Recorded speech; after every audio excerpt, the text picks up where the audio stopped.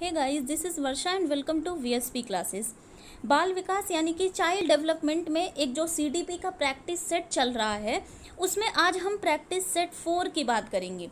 इसके पहले हमने 3 प्रैक्टिस सेट करवा लिए हैं, जिसमें मोस्ट इम्पॉर्टेंट क्वेश्चन आपको देखने को मिलेंगे विद एक्सप्लेनेशन। यानी हर एक क्वेश्चन से जो चारों ऑप्शंस हैं उनके बारे में भी बात करी गई है और हर एक ऑप्शन को क्रिस्टल क्लियर किया गया है। ठीक है, तो देखिए ये आने वाले एग्जाम जैसे कि REET, UP TET, super TET आदि एग्जाम के लिए बहुत ही इंपॉर्टेंट है ये प्रैक्टिस सेट जो चलाया जा रहा है। तो जिस भी एग्जाम में सीडीपी पूछी जाती है तो लगभग इसी टाइप के कुछ क्वेश्चन आपको एग्जाम में देखने को मिलते हैं।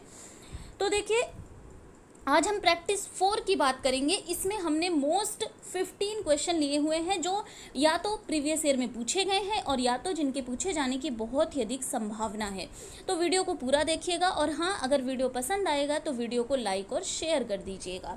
और हाँ, सबसे ज़रूरी बात, चैनल को सब्सक्राइब जरूर कर लीजिएगा ताकि वीडियोज़ की लेटेस्ट नोटिफिकेशन आपको मिलती रहे। आइए चलिए शुरू करते हैं हम हमारा पहला क्वेश्चन। पहला क्वेश्चन है, अंतर्मुखी व्यक्तित्व एवं बहिर्मुखी व्यक्तित्व का वर्गीकरण किसने किया है। ये देखिए पर्सनालिटी से रिलेटेड ये क्वेश्चन है आपका कि who has classified introvert personality and extrovert personality. तो अगर देखिए हम पर्सनालिटी की बात करते हैं तो 2 टाइप की पर्सनालिटी आपको देखने को मिलती है। एक होती है अंतर्मुखी व्यक्तित्व और दूसरा होता है बहिर्मुखी व्यक्तित्व। तो इसका वर्गीकरण किसने किया है ये आपको बताना है। ए ऑप्शन है फ्रायड, बी ऑप्शन है युंग, सी ऑप्शन है ऑलपोर्ट या फिर डी ऑप्शन है मन। तो देखिए पर्सनालिटी का जो अंतर्मुखी व्यक्तित्व एवं बहिर्मुखी व्यक्तित्व यानी कि इंट्रोवर्ट और एक्सट्रोवर्ट पर्सनालिटी के बारे में जिसने बात करी है उस महान मनोवैज्ञानिक का क्या नाम है, उनका नाम है युंग। ठीक है, यहाँ पे बी ऑप्शन राइट आंसर हो जाएगा। अब थोड़ी सी बात हम कर लेते हैं अंतर्मुखी और बहिर्मुखी के बारे में। तो आप अपने स्कूल कॉलेजेस में बहुत सारे ऐसे बच्चों को देखे होंगे, मिले होंगे जो अपने आप में खोए रहते हैं। ठीक है, और जो अपनी फीलिंग्स को सबके सामने रखने में उनको एक अजीब तरीके की असहजता कह सकते हैं कि उनको फील होती है। ठीक है, यानी वो क्या करते हैं, अकेले में ज़्यादा वो रहना चाहते हैं। तो ऐसे बच्चों को हम अंतर्मुखी व्यक्तित्व का कहेंगे। और बहिर्मुखी व्यक्तित्व का जो होता है वो बच्चा क्या करता है, वो समूह में रहना ज़्यादा पसंद करता है। ठीक है, वह अपनी बात जो है वो सबके सामने यानी कि भीड़ में भी बहुत ही आसानी से रख पाता है। ठीक है, यानी कि जो अंतर्मुखी व्यक्तित्व को होता है वो अपने में ही खोया रहता है और बहिर्मुखी व्यक्तित्व बहुत मिलनसार ऐसे बच्चे होते हैं या व्यक्ति होते हैं। ठीक है, और वो लोगों के साथ बहुत ही जल्दी घुल मिल जाते हैं। ठीक, तो यहाँ पे B option will be right answer. Next question पे चलते हैं हम। बच्चों के सामाजिक विकास को प्रभावित करने वाले कारक कौन से हैं। देखिए बहुत कंफ्यूजन क्रिएट करने वाला क्वेश्चन है ये, तो ध्यान से पहले क्वेश्चन को पढ़िएगा और फिर जाके आंसर करिएगा।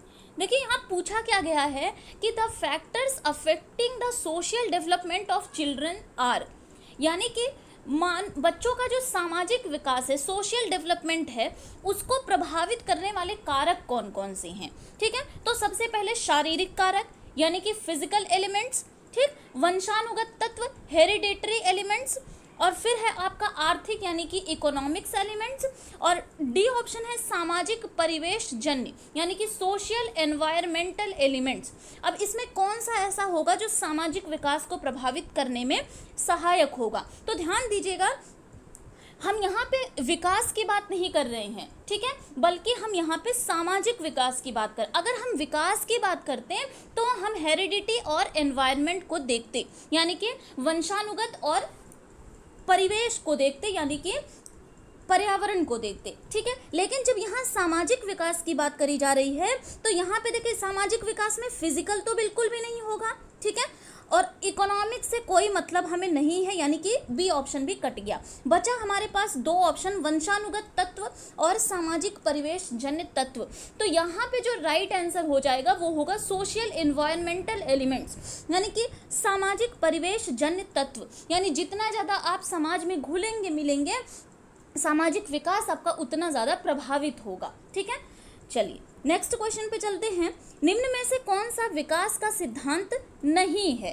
ठीक है, तो विकास के सिद्धांत पे हमने एक वीडियो भी बनाया है और यहाँ पूछा जा रहा है कि कौन सा विकास का एक सिद्धांत नहीं है। ठीक है, तो देखिए which of the following is not the theory of development.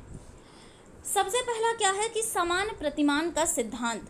ठीक है, और बी ऑप्शन है परस्पर संबंध का सिद्धांत, सी ऑप्शन है अनुकूलित प्रत्यावर्तन का सिद्धांत, और डी ऑप्शन है निरंतर विकास का सिद्धांत। तो देखिए विकास के सिद्धांत में अगर मैं आपको बता दूं तो तीन चीजें बहुत ही मायने रखती हैं। यानी कि विकास क्या होता है, विकास निरंतर होता है।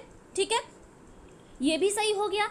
परस्पर भी होता है, यानी विकास एक दूसरे से संबंधित भी होता है, और समान प्रतिमान का भी होता है। ठीक है, सबका विकास जो होता है वो एक समान, आप चाहे इंडिया में पैदा हुए हो, कोई भी बच्चा आप ले लीजिए, चाहे वो यहाँ पैदा हुआ हो या फॉरेन में पैदा हुआ होगा, उसका विकास का एक जो प्रतिमान होगा वो समान होगा। ठीक है, लेकिन अनुकूलित प्रत्यावर्तन का सिद्धांत जो है वो विकास का सिद्धांत नहीं है। ठीक है, यानी हम कह सकते हैं कि थियरी ऑफ यूनिफॉर्म पैटर्न ये सही है।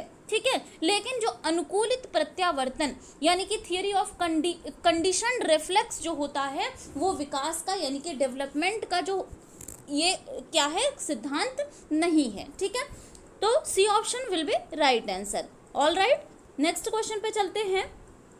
निम्न में से कौन सा शारीरिक विकास का एक प्रमुख नियम है। देखिए अभी हमने पढ़ा था सामाजिक विकास। ठीक है, अब हमारे सामने आ गया क्या, फिजिकल डेवलपमेंट यानी कि शारीरिक विकास। ठीक है, तो which of the following is a primary law of physical development, ये आपको बताना है। ए ऑप्शन है द्रुतगामी विकास का नियम, बी ऑप्शन है अनियमित विकास का नियम, सी ऑप्शन है मानसिक विकास से भिन्नता का नियम, और डी ऑप्शन है कल्पना और संवेगात्मक विकास से संबंध का नियम। ठीक है, अब आपको बताना है कि शारीरिक विकास का एक जो प्रमुख नियम है वो क्या है। तो देखिए मैं आपको बता दूं कि द्रुतगामी विकास का नियम, अब द्रुतगामी विकास का नियम का क्या मतलब है, लॉ ऑफ रैपिड ग्रोथ, यानी कि यहाँ जब फिजिकल की बात हो रही है तो यही ऑप्शन जो होगा वो राइट आंसर हो जाएगा। ठीक है, चलिए नेक्स्ट क्वेश्चन पे चलते हैं। विकास के परिणाम स्वरूप नवीन विशेषताएं और नवीन योग्यताएं प्रकट होती हैं, यह कथन किसने कहा है। देखिए कथन से या किनके अनुसार, इससे एक नंबर का क्वेश्चन आप फिक्स कर लीजिए। तो ये देखिए आपके सामने एक कथन है, ये किसने कहा है। विकास के परिणाम स्वरूप क्या होता है, नवीन विशेषताएं देखने को मिलती हैं और नवीन योग्यता जो होती है वो भी प्रकट होती है।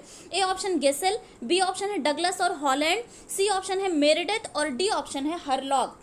ठीक है, तो देखिए विकास के परिणाम स्वरूप जो भी नवीन विशेषताएं और योग्यताएं देखने को मिलती है तो ये कहा है हरलॉग ने, ये बहुत इंपॉर्टेंट है और बहुत फेमस भी है। ठीक है, हरलॉग ने इसको कहा था कि विकास के परिणाम स्वरूप ये होता है। ठीक है, चलिए नेक्स्ट क्वेश्चन पे चलते हैं। मूल प्रवृत्तियों को 14 प्रकार से किसने वर्गीकृत किया था। ठीक है, तो देखिए मूल प्रवृत्तियां जो होती हैं उनको 14 प्रकार से किसने बांटा था, ये आपको बताना है। ए ऑप्शन है थॉर्नडाइक, बी ऑप्शन है वुडवर्थ, सी ऑप्शन है मैकडूगल और डी ऑप्शन है ड्रेवर। ठीक है, तो देखिए मैकडूगल ने जो मूल प्रवृत्तियों की संख्या बताई थी वो कितने प्रकार की बताई थी, 14 प्रकार की। इनका मानना था कि जो संवेग होते हैं, जो इमोशंस होते हैं, वो उनका संबंध और मूल प्रवृत्तियों का संबंध जो होता है वो एक दूसरे से जुड़ा होता है। ठीक है, कुल मिला के 14 मूल प्रवृत्तियों के बारे में इन्होंने उल्लेख किया है, जिसमें इन्होंने भूख को रख दिया, क्रोध को रख दिया। ठीक है, बाकी 14 प्रकार इसके बताए हैं। ठीक है, नेक्स्ट क्वेश्चन है बुद्धि के द्विकारक सिद्धांत का प्रतिपादन किसने किया था। बहुत इंपॉर्टेंट क्वेश्चन है ये भी कि जो बुद्धि का द्विकारक सिद्धांत है, जो पिछली वीडियो मेरी देखी होगी जिन जिन लोगों ने उनको पता होगा। ठीक है, तो ये किसने दिया था। A option Stern, B option है स्पीयरमैन, सी ऑप्शन है थॉर्नडाइक और डी ऑप्शन है वर्नन। तो देखिए बुद्धि के अगर हम द्विकारक सिद्धांत की बात करें अगर, तो इसको किसने दिया था ये पूछा गया है आपको। तो देखिए आज हम द्विकारक सिद्धांत को देख लेते हैं, एक एक चीज़ इसमें से देख लेते हैं हम लोग। देखिए सबसे पहले अगर मैं बात करूं द्विकारक सिद्धांत की, तो ये जो दिया है जिसने, वो ब्रिटेन के एक मनोवैज्ञानिक है जिनका नाम है स्पीयरमैन। ठीक है, तो एक क्वेश्चन यहाँ हमारा फिक्स हो गया है कि बुद्धि के द्विकारक सिद्धांत का प्रतिपादन जो है वो किसने किया था, स्पीयरमैन ने किया था। ठीक है, अब इन्होंने इसमें बताया क्या था, थोड़ा सा ये देख लेते हैं ताकि आज ये क्लियर हो जाए कि बुद्धि का द्विकारक आखिर है क्या। ठीक है, तो देखिए इनके अनुसार इन्होंने क्या कहा था कि बुद्धि की संरचना जो होती है उसमें 2 कारक होते हैं। ठीक है, इनमें एक कारक को इन्होंने क्या कहा था, जी फैक्टर कहा था, यानी कि जनरल फैक्टर कहा था, ठीक। और दूसरे को, एक है जी फैक्टर और दूसरे को इन्होंने कहा था एस फैक्टर। अब जी फैक्टर को इन्होंने जनरल फैक्टर कह दिया था और जो एस फैक्टर है उसको इन्होंने स्पेसिफिक फैक्टर कहा था, ठीक है। अब देखिए जी फैक्टर में इन्होंने क्या बोला था कि सभी व्यक्तियों में जो कार्य करने की जो एक योग्यता होती है वो सभी समान होती है, ठीक है। और एस फैक्टर में इन्होंने क्या बोल दिया था कि इस कारक का जो संबंध होता है वो व्यक्ति के विशिष्ट कार्यों से होता है, यानी कि जो कुछ लोग जो होते हैं वो, इनका मानना क्या था ये बता दूं मैं आपको कि एस कारक जो होता है वो जन्मजात नहीं किया जाता बल्कि ये गेन किया जाता है, अर्जित किया जाता है, ठीक है। तो कुछ और बातें इन्होंने कही थी वो आगे हम किसी और वीडियो में डिस्कस करेंगे, वरना वीडियो बहुत लंबी हो जाएगी, ठीक है। आप इतना ज्यादा समझ कर चलिए कि जी और एस फैक्टर का जो सिद्धांत दिया था वो किसने दिया था, स्पीयरमैन ने दिया था। इन्होंने द्विकारक सिद्धांत का प्रतिपादन किया था। ऑल राइट, नेक्स्ट क्वेश्चन पे चलते हैं। संज्ञानात्मक क्षेत्र का सही क्रम क्या है? वेरी वेरी इंपॉर्टेंट क्वेश्चन है ये। आपको बताना है कि संज्ञानात्मक क्षेत्र का सही क्रम क्या है। ए ऑप्शन देखिए मूल्यांकन, अनुप्रयोग, विश्लेषण, संश्लेषण, अवबोध और ज्ञान, जबकि बी ऑप्शन है ज्ञान, अवबोध, अनुप्रयोग, विश्लेषण, संश्लेषण और मूल्यांकन। सी ऑप्शन है ज्ञान, अनुप्रयोग, अवबोध, विश्लेषण और मूल्यांकन, जबकि डी ऑप्शन है मूल्यांकन, संश्लेषण, विश्लेषण, अनुप्रयोग, अवबोध और ज्ञान। देखिए ये जो क्वेश्चन है आप लोगों के सामने ये ब्लूम टैक्सोनॉमी से पूछा गया है और इससे रिलेटेड एक वीडियो भी मैंने बनाया हुआ है, उसमें बहुत अच्छे से आपको समझाया हुआ है कि जो ब्लूम टैक्सोनॉमी यानी कि ब्लूम ने जो वर्गीकरण किया था उसका संज्ञानात्मक क्षेत्र का सही क्रम इसमें बताना है। तो यहाँ पे देखिए B option right answer, B option यहाँ पे राइट आंसर हो जाएगा। इन्होंने सबसे पहले ज्ञान की बात करी थी यानी कि नॉलेज की बात करी थी, ठीक है। उसके बाद इन्होंने अवबोध की बात करी थी, ठीक, यानी कि कॉम्प्रिहेंशन की बात करी थी। उसके बाद एप्लीकेशन यानी कि अनुप्रयोग की बात की थी। उसके बाद एनालिसिस यानी कि विश्लेषण की बात हुई थी। उसके बाद सिंथेसिस यानी कि संश्लेषण की बात हुई थी और लास्ट में आता है आपका मूल्यांकन यानी कि इवैल्यूएशन, ठीक है। तो ये जो है ब्लूम्स टैक्सोनॉमी से ये क्वेश्चन पूछा गया है और बहुत इंपॉर्टेंट क्वेश्चन है, ठीक है। नेक्स्ट क्वेश्चन है कौशलों के स्थानांतरण के लिए कौन सा उपयोगी है? कौशलों के स्थानांतरण के लिए कौन सा उपयोगी है? ए ऑप्शन है रेखीय अभिक्रम और बी ऑप्शन है तैयारी और अर्जन, सी ऑप्शन है आपका साखीय अभिक्रम, ठीक है, और डी ऑप्शन है कौशल अंतरण एक गति है ना कि एक उद्देश्य है, ठीक।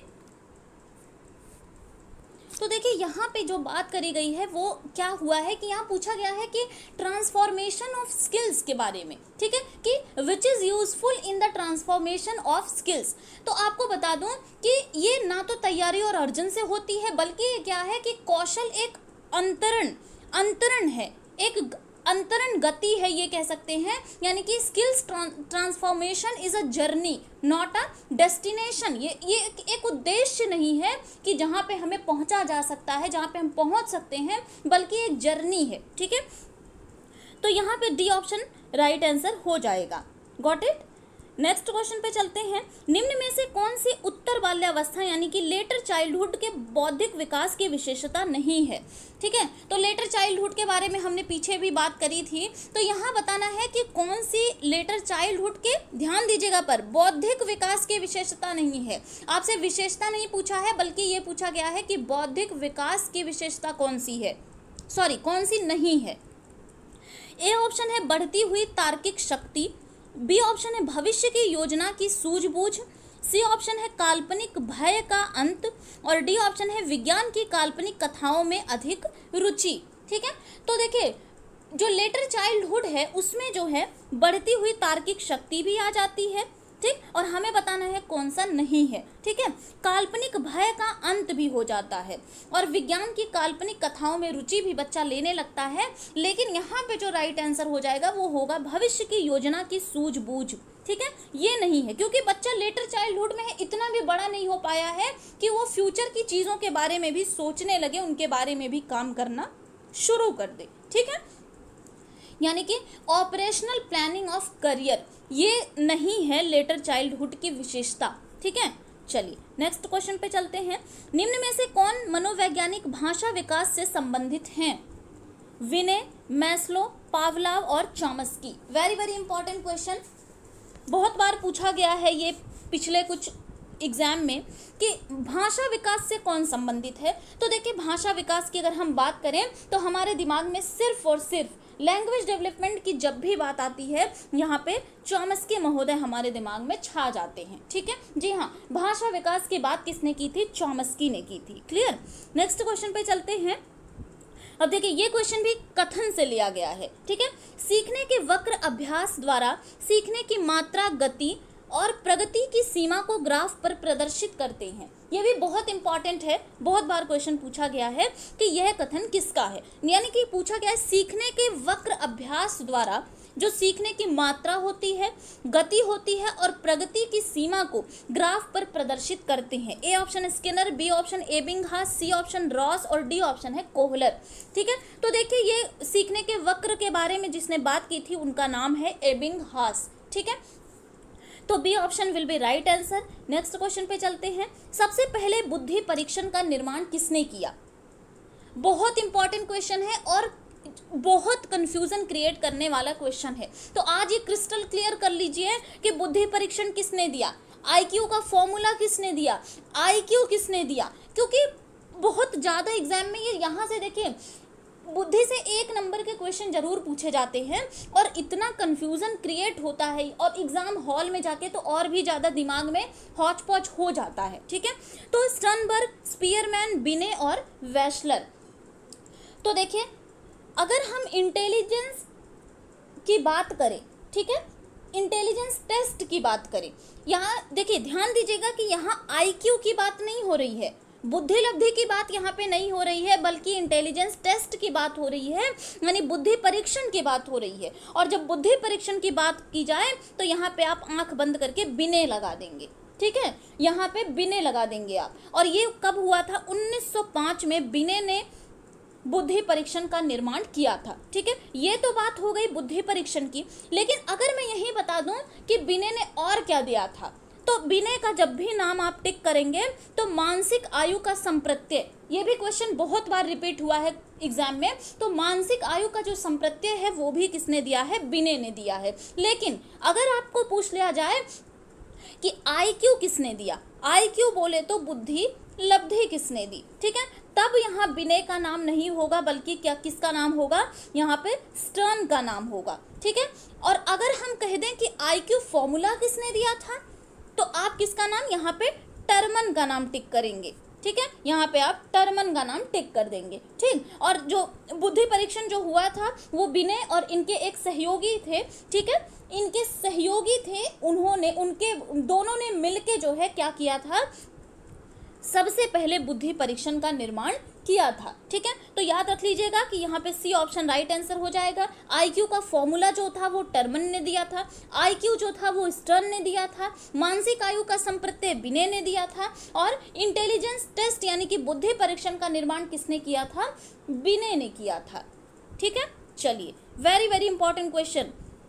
नेक्स्ट क्वेश्चन है, स्वयं की भावनाओं तथा संवेगों को नियंत्रित करने से संबंधित बुद्धि को क्या कहा जाता है? जब हम स्वयं की भावनाओं यानी कि फीलिंग्स और संवेगों यानी कि इमोशंस को कंट्रोल कर ले जाते हैं तो उनको क्या कहा जाता है? कौन सी बुद्धि कही जाती है? ए स्थानिक बुद्धि, बी ऑप्शन भाषाई बुद्धि, सी ऑप्शन व्यक्तिगत बुद्धि या फिर अंतःवैयक्तिक बुद्धि।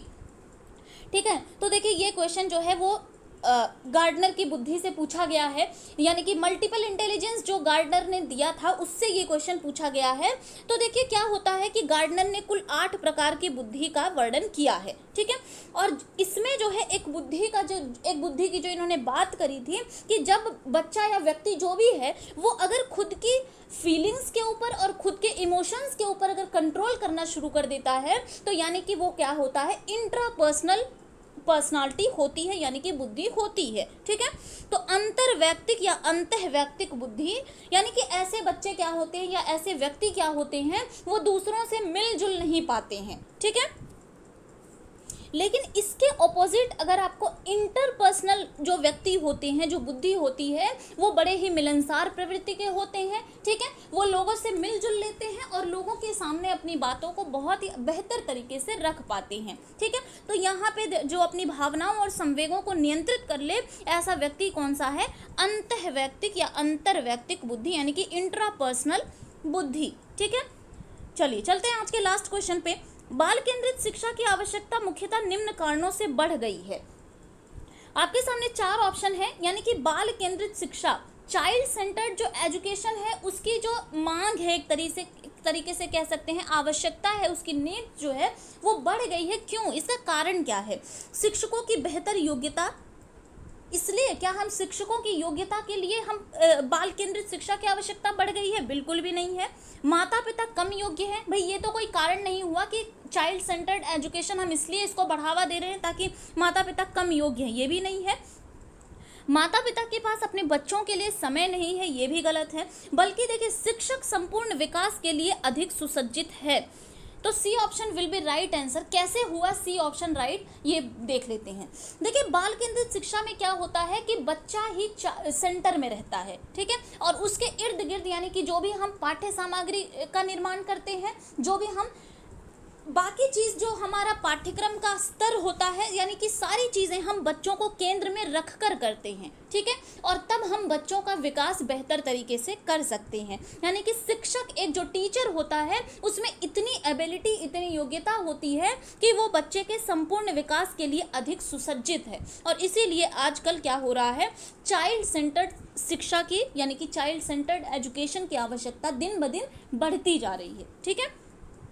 तो ये थे आज के टॉप मोस्ट 15 क्वेश्चन जो आप कह सकते हैं, या ये प्रीवियस ईयर में पूछे गए हैं ये क्वेश्चन, और उम्मीद है कि इस बार भी पूछे जा सकते हैं इसी टाइप के क्वेश्चन, या कभी कभी क्या होता है यूपी टेट वगैरह में एज इट इज़ क्वेश्चन पूछ लिए जाते हैं, सेम क्वेश्चन पूछ लिए जाते हैं। इसलिए आप लोग प्लीज़ कमेंट करके ज़रूर बताइएगा कि आपके कितने नंबर के क्वेश्चन सही हुए हैं, ठीक है। और हर क्वेश्चन में आपको डिटेल एक डिस्कशन भी मिल रहा है, इससे चीज़ें जो होंगी वो और क्लियर हो जाएंगी। तो अगर वीडियो पसंद आया होगा तो प्लीज़ लाइक और शेयर कर दीजिएगा, और चैनल को सब्सक्राइब कर दीजिएगा, बेल आइकन को प्रेस कर लीजिएगा ताकि लेटेस्ट नोटिफिकेशन आपको मिलती रहे। Thank you.